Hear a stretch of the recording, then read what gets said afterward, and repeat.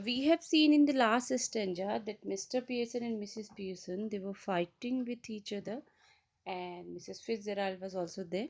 So Mr. Pearson, he feels very bad and he becomes very angry. He shouted at Mrs. Pearson that you have already made my daughter cry. She's crying continuously, and in front of the neighbor, you are making fun of her home. So Mrs. Pearson says, if you shout at me again like that, George Pearson, I'll slap your big, fat, silly face. So she says, if you'll shout at me like this in front of others, I'll definitely slap you. Mrs. Fitzgerald. Oh, no, no, no, please, Mrs. Fitzgerald. Because actually, she is Mrs. Pearson and she feels very bad when Mrs. Fitzgerald says to her husband that I'll slap you. She says, no, no, no, please don't do that. George. Either I am off my or you two are. So he was confused. When he saw this, Mrs. Fitzgerald, she was saying, no, no, no, don't do that. So he was confused. Don't do this, Mrs. Fitzgerald. She said, no, no, no, please, Mrs. Fitzgerald. Means she was Mrs. Fitzgerald and she was saying to Mrs. Pearson, Fitzgerald.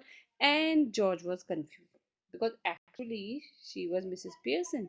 And Mrs. Pearson, who was in the home, she was Mrs. Fitzgerald.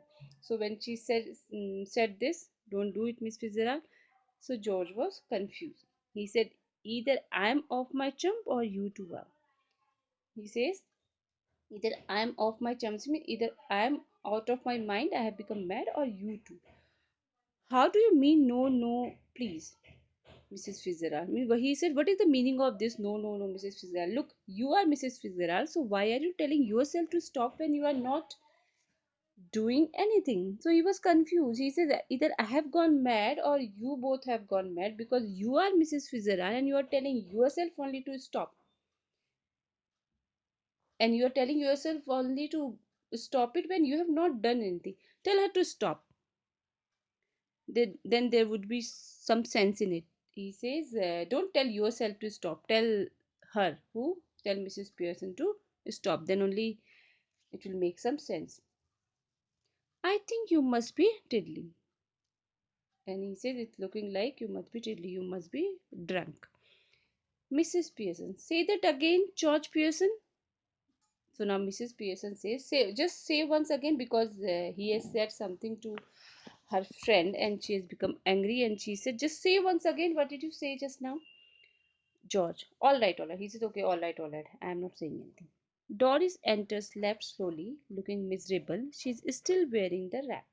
Mrs. Pearson sits on the settee. So the daughter comes there, still she is wearing the dress because today she planned that she'll be going out with someone. So let's see what happened.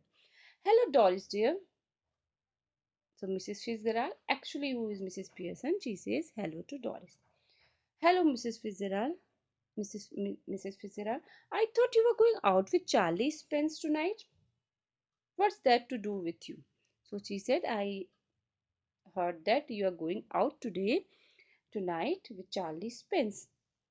So she says, what's that to do with you? Say, okay, I'm going. So what's the problem? Why are you asking this? Stop that. No, it's all right. So Mrs. Pearson said, stop that. Means she wants to say that don't talk like this to my friend. And Mrs. Fitzgerald says, okay, no, no problem. It's all right. It isn't all right. I won't have a daughter of mine talking to anybody like that. She said, you should not talk to my friend like this, and I don't like that my daughter should talk to anyone like this. Now answer Mrs. Fitzgerald properly, Doris, or go upstairs again. So she became angry and she said to her daughter, either talk to her properly or just go to your room. George, don't look at me. I give it up. I just give it up. And George said, okay, now don't look at me. I cannot do anything now. I just give it up. Mrs. Pearson, well, answer her. Doris, I was going out with Charlie Spence tonight, but now I have called it off. Now she says to Doris, answer Mrs. Fitzgerald properly. So she says, yes, I was going out with Charlie Spence today, but now I have called it off. She said, yes, I had a plan to spend mm, tonight with Charlie Spence and I was going out with him, but now I have called it off. Called it off means I have withdrawn it. Now I am not going. Mrs. Fitzgerald, oh, what a pity, dear. Why have you? Now, because Mrs. Fitzgerald, actually she is Mrs. Pearson, and she is worried now. Why? Why did you do this? Why you should go? Doris. Because if you must know, my mother's been going on at me, making me feel miserable, and saying he's got buck teeth and is half witted. So when she asked, why did you call off? Why you're not going now? She said it's just because of my mother. Because my mother is saying that Charlie Spence, he has buck teeth and is half witted. Buck teeth means whose teeth are just they come in front out, okay? So that is known as back teeth. Half witted means he is a little bit stupid type of person.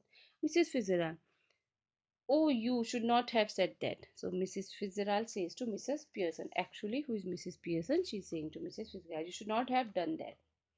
Doris has planned to go out and you should not have said that. Mrs. Pearson, Mrs. Fitzgerald, I'll manage my family. You manage your. She says, you don't worry.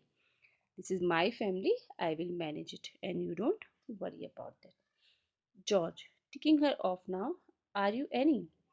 Mrs. Pearson, they are waiting for you at the club. George, don't forget and do not you start crying again, Doris. And Mrs. Pearson says to George, now I think your friends would be waiting for you in club. Why don't you go there and there is don't start crying again. Mrs. Fitzgerald, that's enough, quite enough. And Mrs. Fitzgerald, she was not able to tolerate this all because she was a very good mother. She was a very caring mother and loving mother. And when she came inside and she saw the way Mrs. Fitzgerald was treating her husband and the children, so she says, that's enough, quite enough. George and Doris stared at her bewildered. George and Doris, they were looking at each other because they could not understand why Mrs. Fitzgerald, she's a neighbor and she's behaving like this. So they were looking at each other and they were shocked and confused why she is saying this all and why she is behaving like this. Now listen, you two. I want to have a private little talk with Mrs.